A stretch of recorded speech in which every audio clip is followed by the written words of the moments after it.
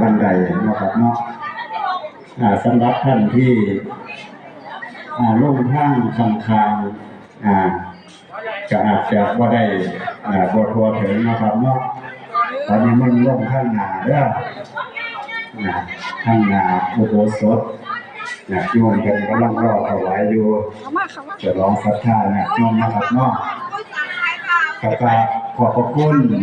คณะสงฆ์โดยมีหลวงพ่อพระครูศรีธรรมคณรัตน์เจ้าคณะอำเภอโลกท่าประธานสงฆ์พร้อมกับพระครูสุตตะลังการรองเจ้าคณะอำเภอโลกท่าพระครูศรีปุญญาภิรัตน์รองเจ้าคณะอำเภอโลกท่าและพระครู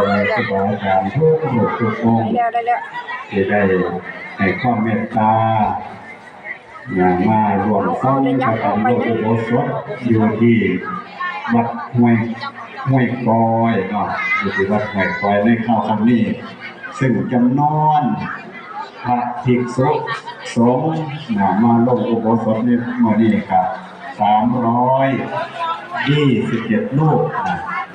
327รูปถือว่าเป็นสงฆ์หมู่ใหญ่เนาะและสำหรับมื้อนี้ญาติโยมเฮาจะได้ร่วมกันทำบุญมีอยู่2รายการที่1ก็คือการทอดผ้าป่าสมทบทุนคณะสงฆ์เพื่อบำรุงสำนักเรียนวาลียอดผ้าป่าทั้งเบิด164,067 บาทโยม164,067 บาทสาธุนอกจากนั้นก็ยังมียอดค่ายปฏิโมกข์เนาะเลข3 โตญาติโยม33,333 บาทสาธุร่วมกันมากๆจะอยู่ถูกจานแล้วก็ได้โอ้ยเดี๋ยวก็เคยแม่เมื่องามแดงตายอยู่ในแม่ขออนุโมทนาบุญครับญาติโยมทุกท่านทุกคนเด้อได้มาร่วมกิจกรรมนำครูบาอาจารย์ในเข้าครั้งนี้เดินทางครับขอให้เดินทางครับโดยสวัสดิภาพโยม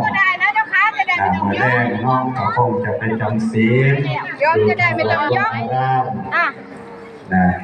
อย่าลืมอุโบสถต่อไปอุโบสถ